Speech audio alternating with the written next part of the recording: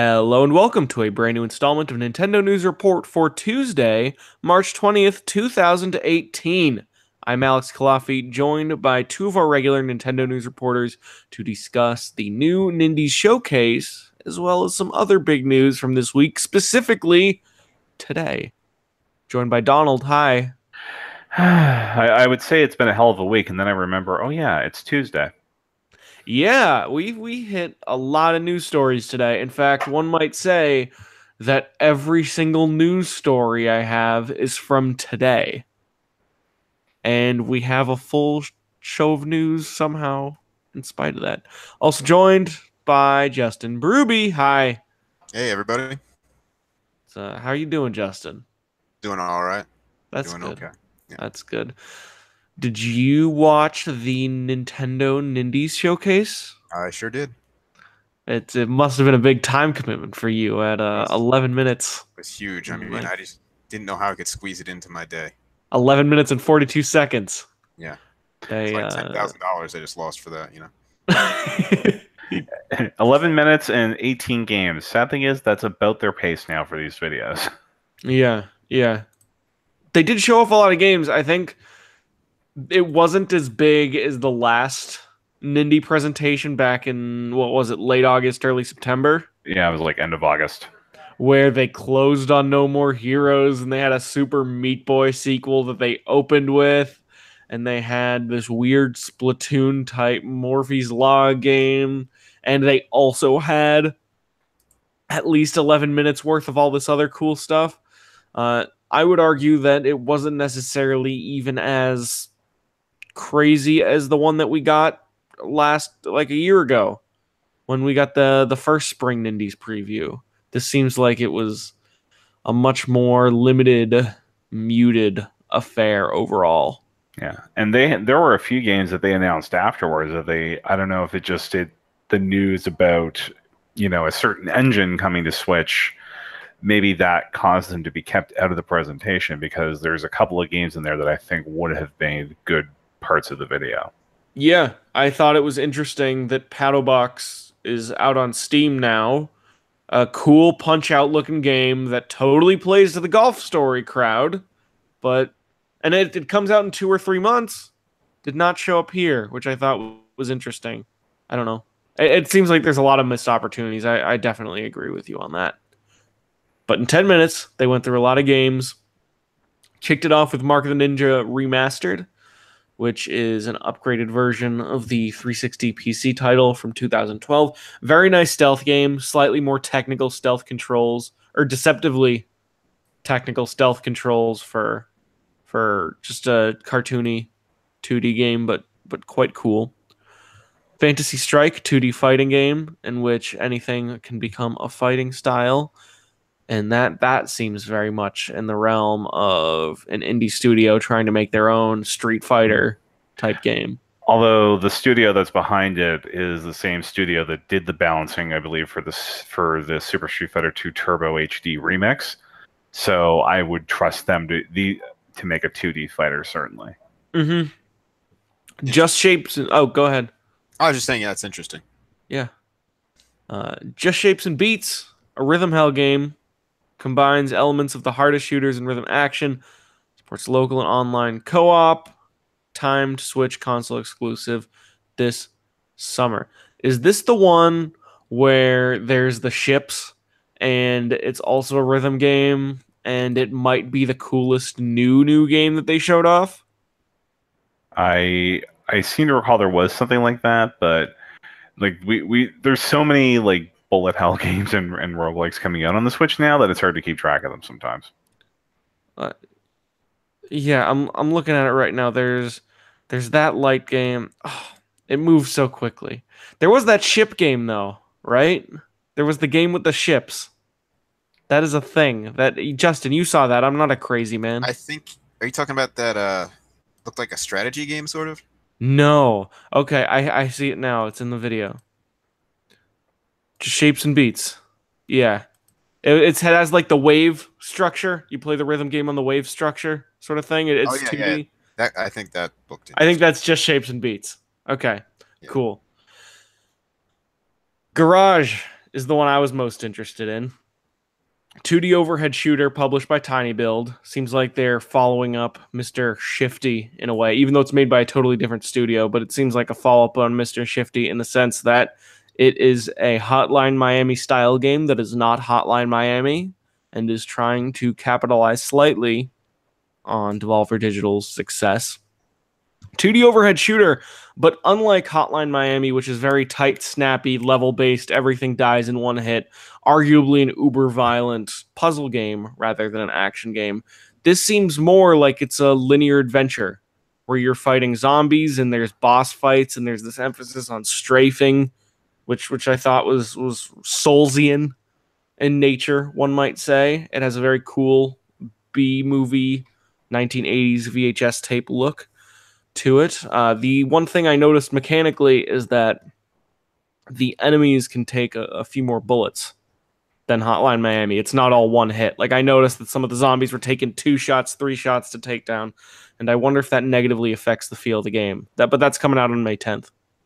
Yeah, they had another Hello Switch video for that right after the Nindie showcase, if you could get it to work. And yeah, it seems like a cool kind of those games. Just I am fundamentally opposed to any more zombie games coming out, so this isn't really on my radar. Yeah. Pool Panic. Now this is on my radar. Yeah.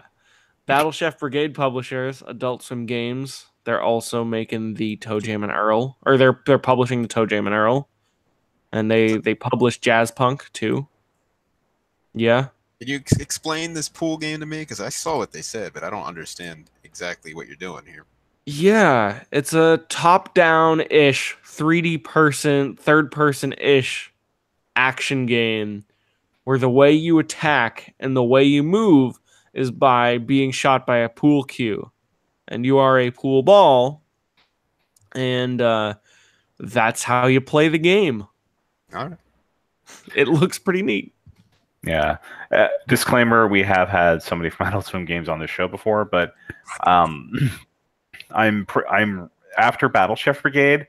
I'm willing to trust Adult Swim with really weird combinations of stuff. So this seems like something that I wish I could go down to Boston and play next month, but I sadly will not be able to. Is that going to be at CJ's booth? I believe it might be. Mm-hmm. Bomb Chicken is a 2D platformer from Nitro in which a chicken lays bombs to discover secret entrances and escape foes. That's set for a summer release. What did Nitro do? They do a lot of cell phone stuff, I think. At least that's what I saw when I went to... Because I think this is their first Nintendo game, period. So and when I went to their website to just find out where they are, like, they have a lot of mobile stuff on their plate. Also, they're biting into the chicken market that's currently being occupied, at least in my heart, by A2A and Chicken Wiggle. Yeah, Chicken Wiggle Deluxe for Switch. Hopefully that gets funded here soon. Oh yeah, Chicken Wiggle's got that Kickstarter by our buddy Jules. Yeah. Disclaimer: I have backed that, but just at the game level. That's about 20 to 23,000 ish of the way to 30K. Yeah, I think the end push should get it to 30, but I wouldn't mind seeing it trip that beforehand. Yeah, I think that's gonna be one of those eke out the 30K. I want it to get all stretch goals. Jules is a great guy. He runs a great team. I very much hope it succeeds. Although I say that as someone who has not backed it, so maybe I should. Maybe I'll consider it. Maybe. Garage is also a pure straight up exclusive to Switch. Is another thing I wanted to mention. It didn't say console exclusive. It just said exclusive, which I thought was a very interesting move, and I wonder if Nintendo could have some hand in that. You think they paid for it? They could have, or it could be timed exclusivity. I'd be surprised if it didn't come out on PC eventually. Yeah. Talked about Bomb Chicken. Luminous Remastered HD version. The classic music-based rhythm game debuted on PSP in 2005. May release will feature a special trance vibration mode, which you can tell this was made by the Rez team. Yeah. That involves using 4 Joy-Cons to feel the beat. HD trance vibration. That's going to be really weird. Yeah, yeah. Although, how many Joy-Cons do you need to do Uh, that? I think you can do it with 2, but they recommend 4. So, I mean, 6 total. well, or you can use a Pro controller. Or you can use a Pro controller. That's also coming to Xbox One, PS4, PC, I believe. Yeah, that's no exclusivity on that, but I know there's the great debate among the portable game fans of the early to mid aughts of Meteos versus Luminous. I was a Luminous guy, but that's probably because I fell too much into the trap of swipe back, swipe, swipe, swipe all the time in Meteos. Mm-hmm. Devolver Digital showed 2 new titles in Reigns, Kings and Queens, and The Messenger. Oh yeah, the Reigns. Messenger. Yeah, tell me about The That's my Messenger. game. That's the game I'm looking forward to out of this whole thing. I love Ninja Gaiden. This looks like a fun platforming attack game with 2 bit styles thrown into the same thing. Oh, this has me written all over it. So that's the one That's where they reveal that there's a 16-bit mode. Yes. No, that's very nice. Reigns is a kingdom simulation that combines government with dating apps. Yeah, So you that's fun. literally swipe left or right to determine what you want to do with the requests from your subjects.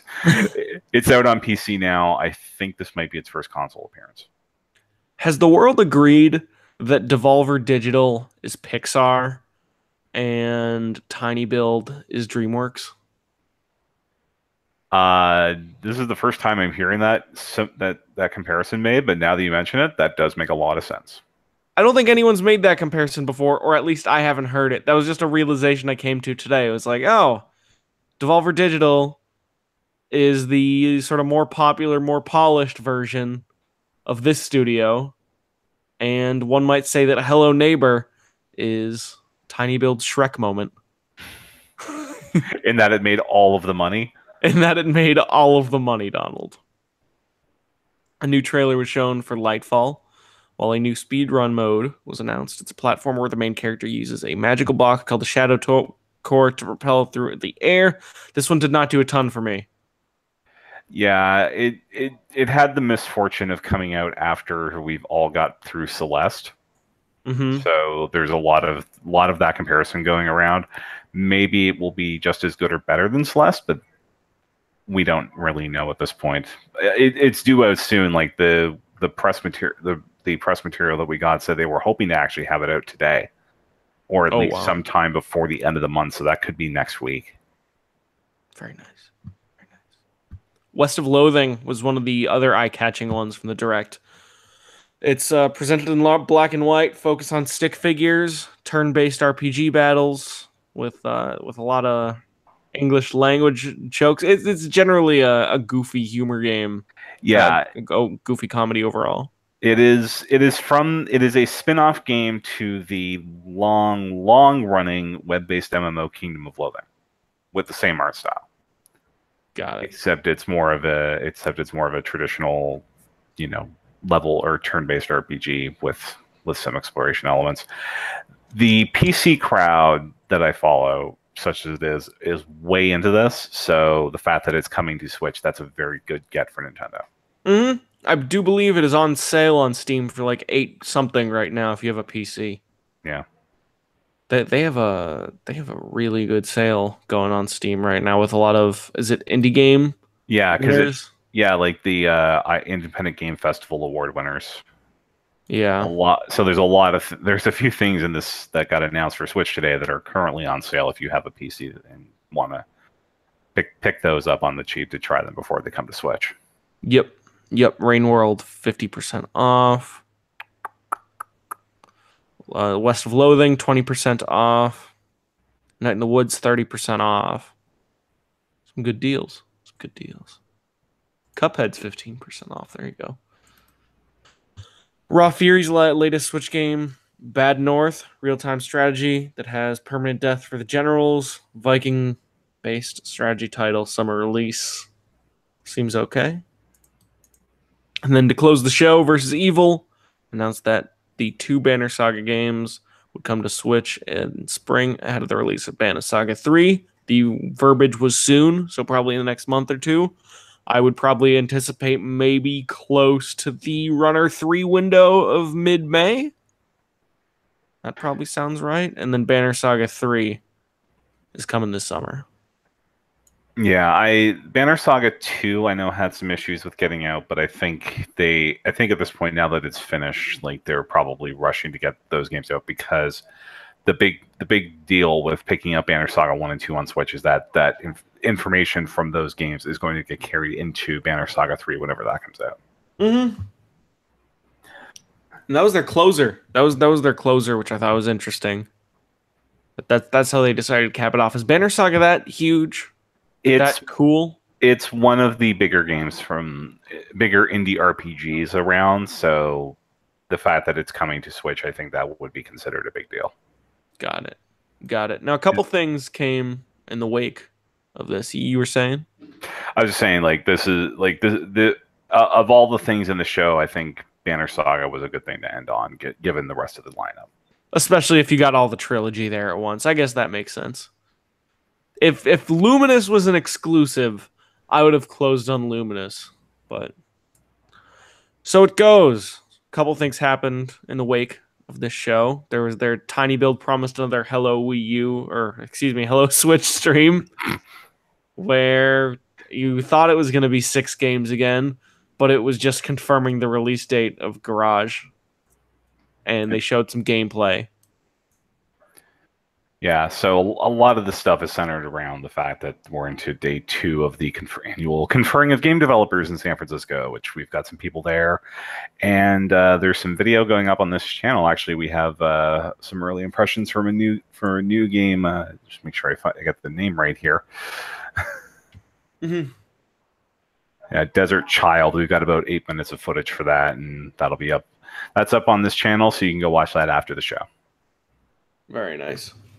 Very nice.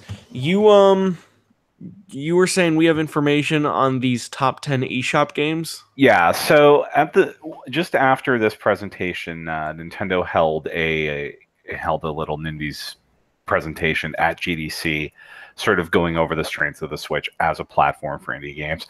I believe it was Chris Kohler who noted that the location was very close to the ATM at the conference, so good planning on their part. Mm-hmm.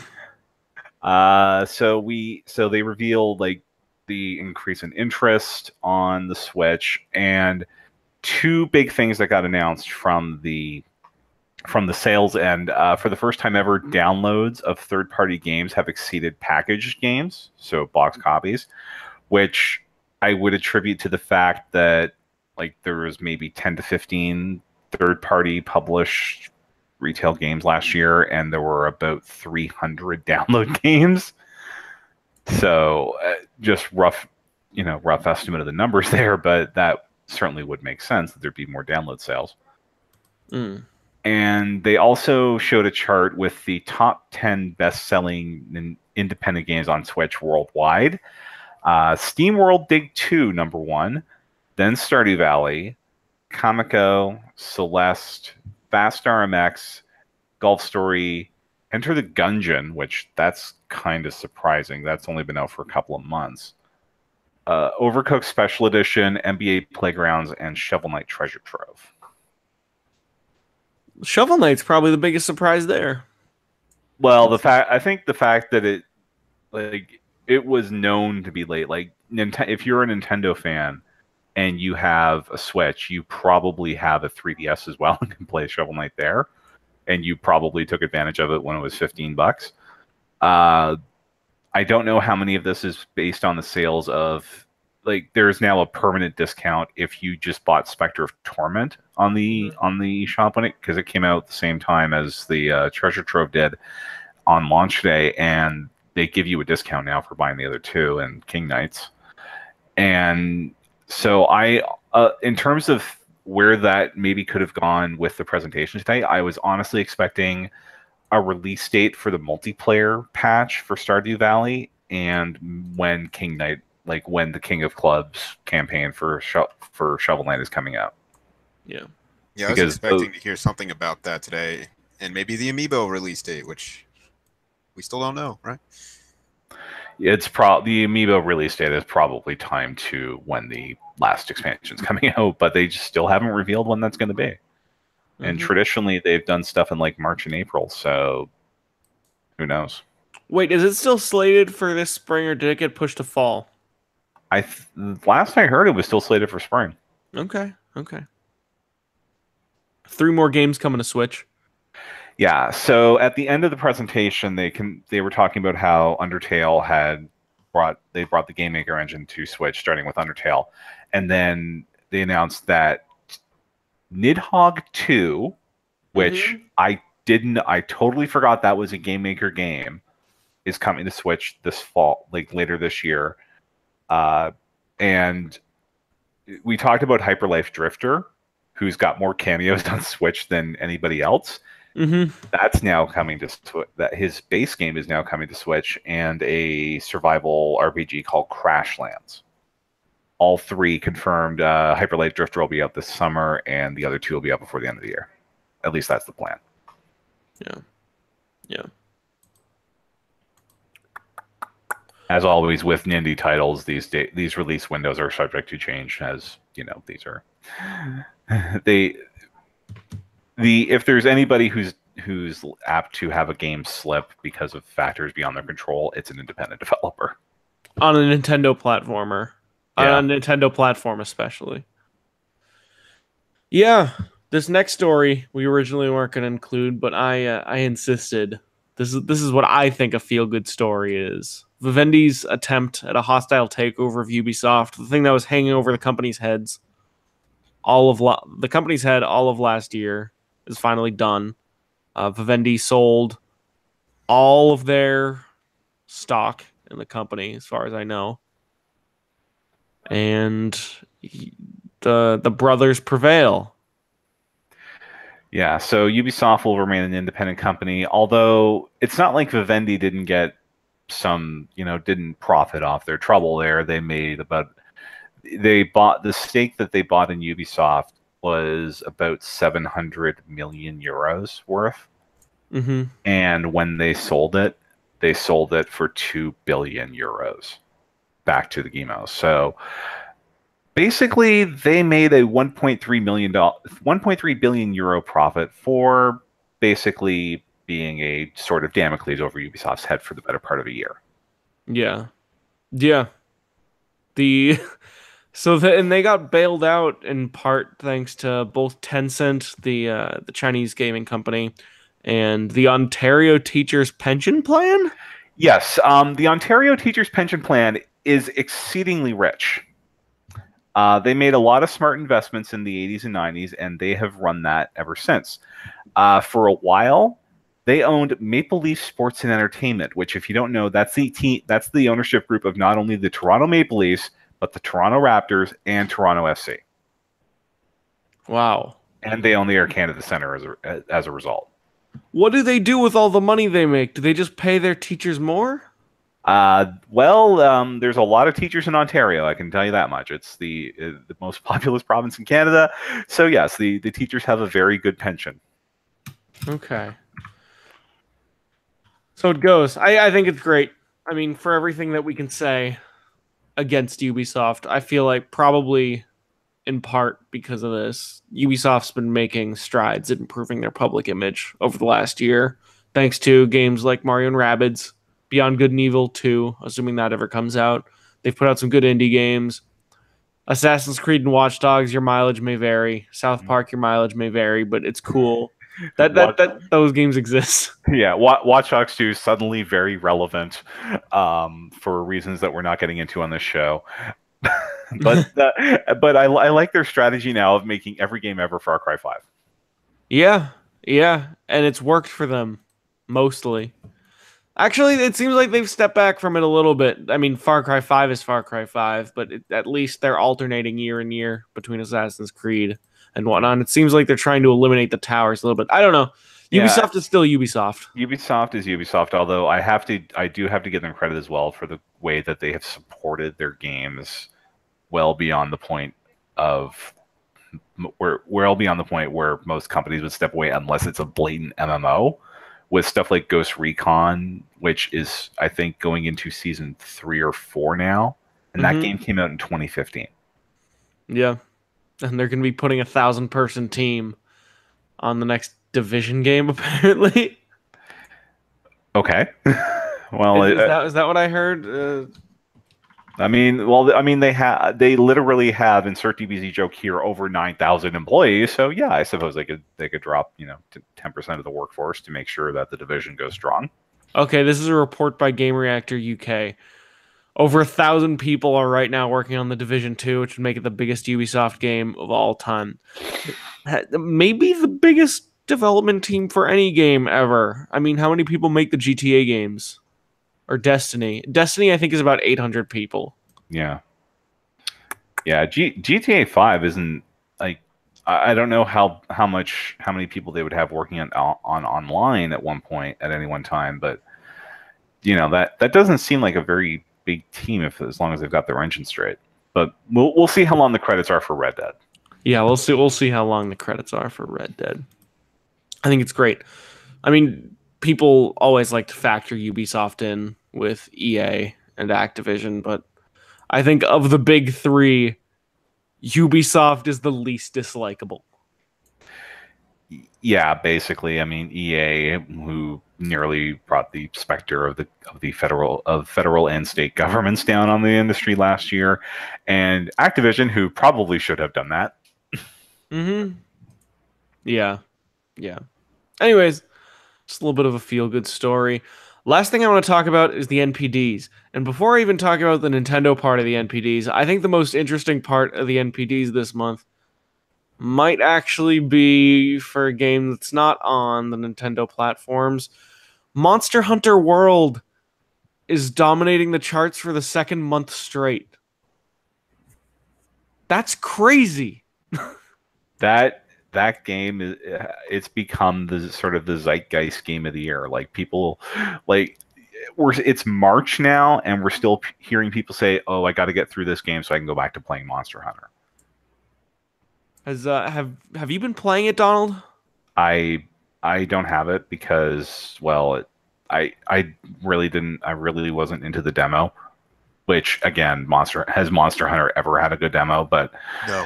That, and the fact that I'm trying to get away from PlayStation Plus this year, and having a game that's as online focused as World in my pocket would not help with that. Yeah.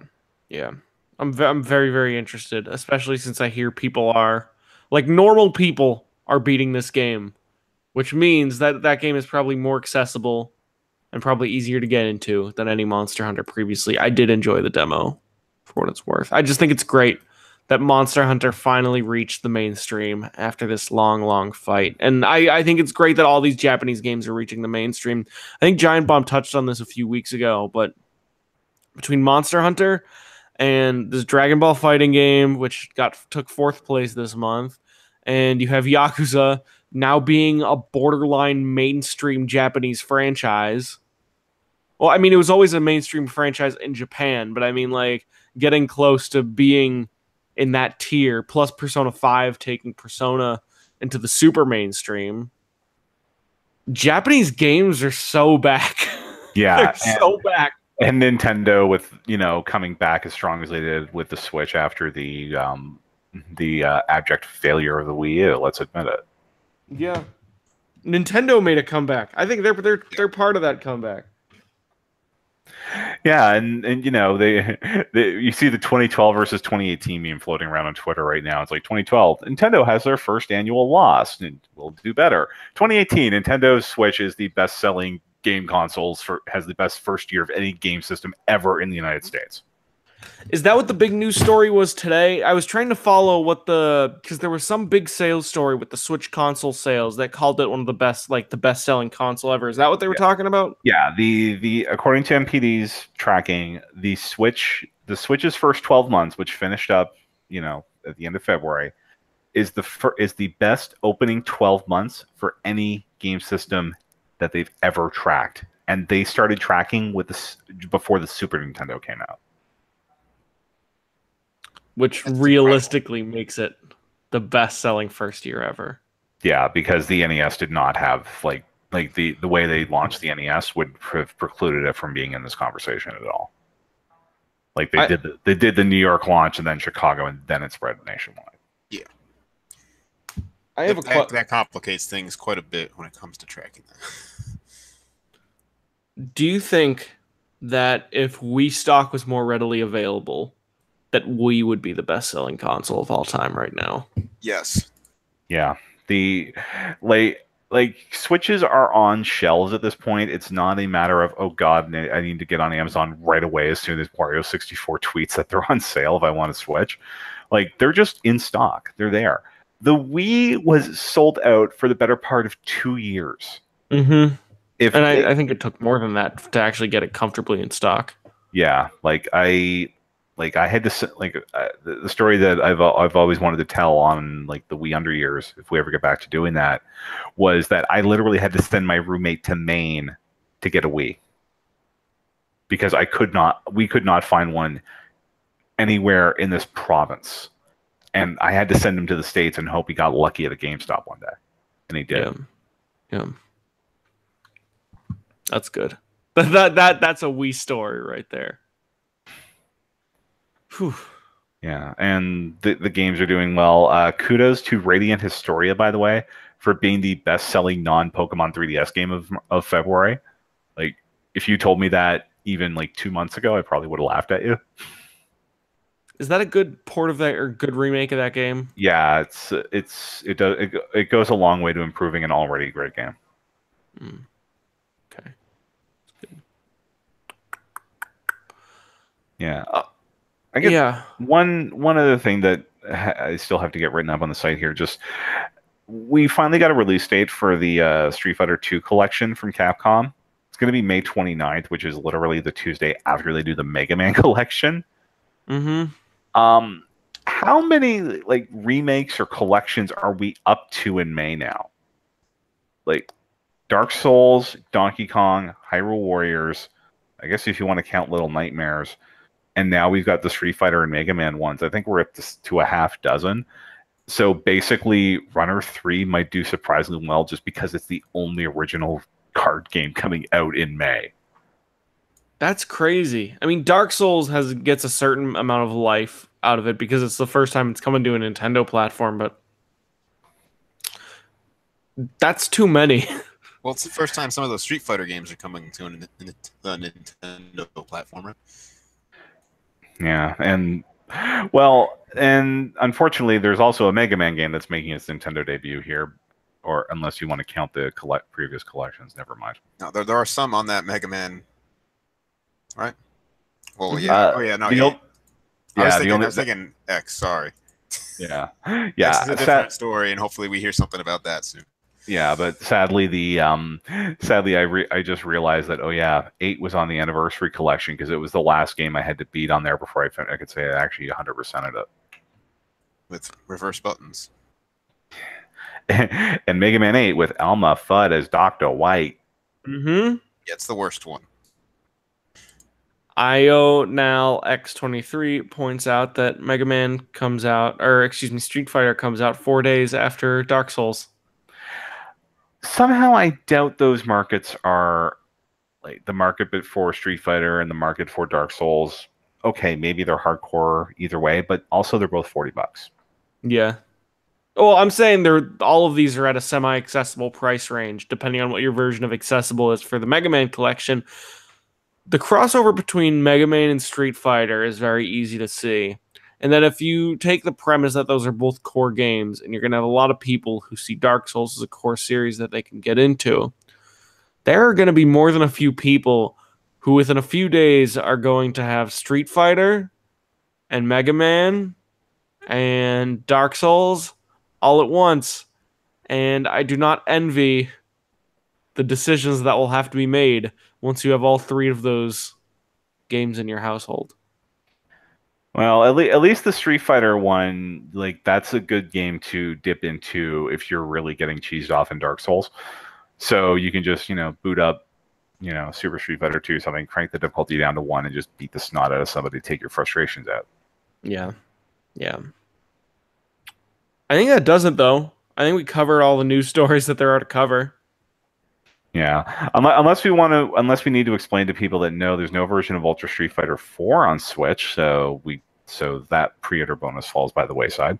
Yeah, that's PS4 only? PS4, Xbox One, or Steam. Okay, so if you get any of those, you also get Ultra Street Fighter 4, which some might say is the most recent version of Street Fighter that has been released anywhere. Yeah, and I think it's more meaningful if you're doing it on the PS4 because I don't think that game has come out on PS4 before, whereas on Xbox you can just do backwards compatibility for it. Yeah, yeah. That does it for this episode of Nintendo News Report for March 20th, 2018. You can go to NintendoWorldReport.com to read all kinds of great content. Donald's got a cluster truck review that just went up. Yep. There were several times when I was playing that game that I almost threw my Switch out the window. Yeah, and it's very easy to do that too if you want to. Yeah. I will have a review of Last Day of June, probably going up in the next day or two. That's a real good adventure game made by the same team that made Murasaki Baby on Vita. I'm also going to have a review of Attack on Titan 2 going up in the next week. That is a game by Omega Force. That is a sequel to the game on PS4, a regular Attack on Titan. It seems pretty okay from the first hour I played. I also fell into a code of Paddlebox, the Punch-Out style game that's coming to Switch in a couple months, and I'm planning on playing that and doing a kind of preview for the site. So lots of good content. Yeah, and when you say that this Attack on Titan game is okay, that instantly makes it like 50 times better than the last Attack on Titan game we had on the site. Yes, because you reviewed the 3DS game, didn't you? That was my initiation game to this website. Oh God, that's not a good one to be initiated with. It's not the lowest score I've ever given. That's still Longrisser, but yeah, that was a very bad game. Spike Chunsoft, that was bad, and you should feel bad. It's not a good initiation game. Justin, what's your initiation game? Well, I don't do many reviews for the site. I focused more on the features thing. So years after I was at the site, my first review was Collectible Badge Arcade or Nintendo Badge Arcade. There you go. How many so you've written under 10 reviews for the site, you'd say? Yeah, definitely. Oh wow. Because you like buying everything yourself because you want the physical versions and you want to play the games on your own terms. I mean, for me personally, I didn't jump into this to get games early. That I think I got over that a long time ago. But yeah, I've had more fun working on feature content and doing that sort of thing. And my time, the main reason I don't do reviews is my time can be really weird. So it really puts a lot of pressure on me to like stop other commitments I have and just focus on getting through this game. And you've seen the way I play games, so yeah. Justin would have one review a year. Yeah, I mean, it's part of my personal review philosophy, and it's cool. Everybody should do their own thing because there's people like you out there. I like to look at the full game as much as possible because I personally feel that a game could be pretty good, but then when you start digging into the depths of the game, things start to fall apart, and that does change my personal view on the game. Nice. So, not everybody agrees, and that's cool, but that's what I think. So, if I would do a review, it's probably going to take a while, unless it's a smaller game. Tony Koname Kuren, just to get a couple comments. The Nindie showcase was too short, but the games were very interesting. That's a fair perspective. The chat was very angry at this presentation because there was no Smash Bros. But that's fine. Our chat or the Nintendo chat? Nintendo chat. Okay, yeah, because anybody who thought Smash Brothers was going to be part of this was probably crazy. The odds of that happening were very slow because the focus today was on the Nindies. And if Nintendo put one Smash Brothers thing in there, it would have erased anything else. Basically. Yeah. The most important thing you can do when watching a Nintendo presentation, if it's not like through an app or something, hide chat. Yeah, yeah. Or just go full screen. I don't know what people do engaging with chats nowadays. No good can come from this. No, not one bit. Check out Don Koopman's Nintendo Labo hands-on the site. You can also check out his review of Kirby Star Allies, which made me not pick up the game. So My copy is somewhere in between BC and here because Amazon. yeah. I miss Toys R Us already, and they're not even closing here. You do not have good luck with games getting to your house, Donald. Yeah, I anticipate that'll be here Friday at this rate. Yeah. So you can also go to patreon.com/NWR. Support the site that supports this show. Follow Donald at Donald Mick. Follow me at Kulafia. Follow Justin at King Nintendo Fan. That's the show. See you next week. Have a good night. Bye. Later.